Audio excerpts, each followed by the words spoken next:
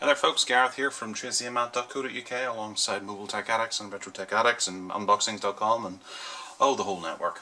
And I have an update to the HTC Desire 500 here. This is the limited edition white version that comes, this is exclusive to Car Phone Warehouse, and I just thought you guys might be quite interested to have a look at it.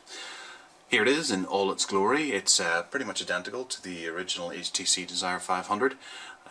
It obviously has a front-facing camera here with a loudspeaker at the top. Well, not quite a loudspeaker, this is the earpiece, but it looks like the loudspeaker. It's got a 3.5mm headphone jack on the top, alongside the power cable or the power button as well. This camera is 1.6 megapixels, so it's handy for video conferencing. I'll give you pretty good. Sorry, I've got paint on my nail there. Pretty good quality in comparison to some of the other ones you get in the market at the moment. But this is notable because this nice blue band around here goes the whole way around, and it's pretty much uninterrupted. Even whenever you get down to the bottom here as well, which you have the micro USB plus the microphone there. They're built into it, so it just continues to run until you get to the volume rockers on either side of or on either end of this this blue ribbon with up and down there, which is it's kind of nice. It's just one uninterrupted strip, which obviously it means it's going to be a little more difficult to unlock or open. Whenever I first got it, I couldn't actually get it opened. I had to do a little bit of googling to find out, because I didn't want to break it. You just apply some pressure down here and it pops out just a little. On the back here we've got an 8 megapixel camera, which is kind of nice. The HTC logo there in this cyan colour, and then the Beats audio, which is notable. The external speaker does not feature Beats audio technology inside it. It's a standard loudspeaker, however the Beats audio comes out through the headphone stuff and it sounds great. There's 4 gigabytes of internal storage, which is the big downer on this phone. 4 gigabytes is easily taken up in no time at all, and given that Android operates pretty much about 3 gigabytes, that maybe 2.8, you're not left with all that much to play with. The latest version of Android 4.3 is on here.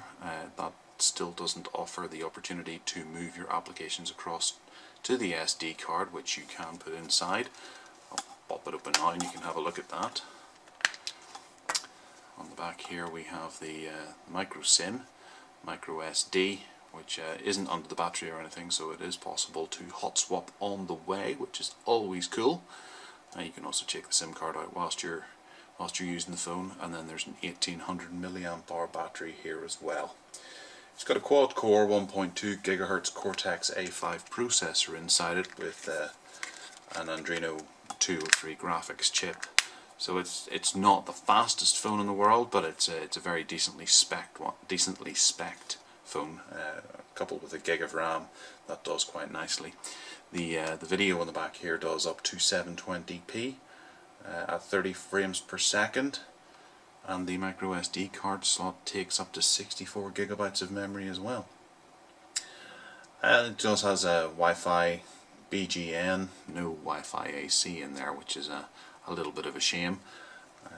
But I suppose that's emerging technology, so it's kind of to be expected. It's got Bluetooth 4.0 with A2DP, which means it works very nicely with all range of Bluetooth devices out there, and the screen size itself is 480 by 800 pixels, which is fairly low resolution, but on a 4.3 inch screen it's quite generous.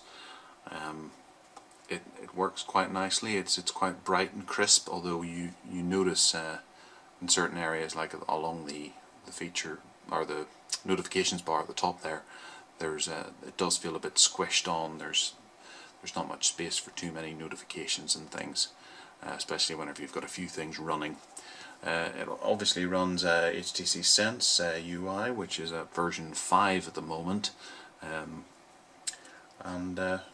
well, that's about it really. It's not a heavy device. It's quite slippery. This back is the same as most Samsung devices of late, not including the Note 3 of course.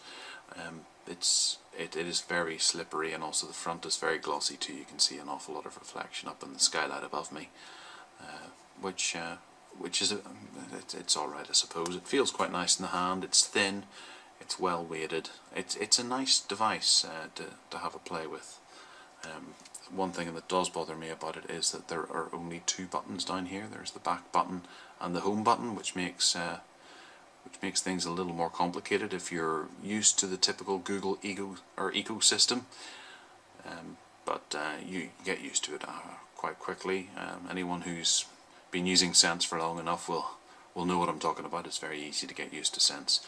It's a little more complex now than the likes of TouchWiz, and especially Naked Android. So you'll have a wee bit of a learning curve ahead of you whenever you're using this. But there you go. That's the HTC. I'll turn it that way because it looks a lot nicer. The HTC Desire 500 in white. You can get it from Carphone Warehouse, and it's worth checking out if you're looking for a low mid-range phone. And this is obviously at the higher end of the pricing structure for that particular area. Alright, so check out the rest of our YouTube videos, and also the podcast whenever it goes out on a Wednesday night, Thursday morning kind of time. And be sure to check into the Google Hangouts. We'll be talking about this device a little more on there next week. So take care now.